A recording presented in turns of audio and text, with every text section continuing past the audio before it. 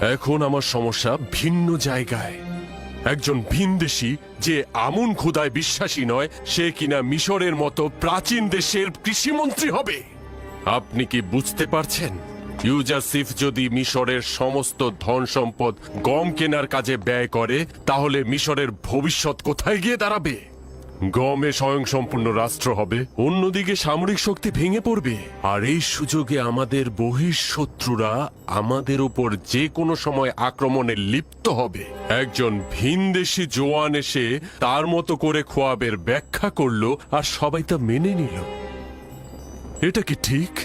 রাষ্ট্র চালাতে তাকে কৌশলী হতে হয়। রাষ্ট্র চালাতে গেলে শক্তির দরকার হয়, বুদ্ধির দরকার হয়। সময় আছে এখনো, ভেবে দেখুন। আর যদি দুর্ভিক্ষ এসেও যায়, রাষ্ট্র কি সবাইকে বসিয়ে বসিয়ে গম খাওয়াবে? রাষ্ট্র তো কোনো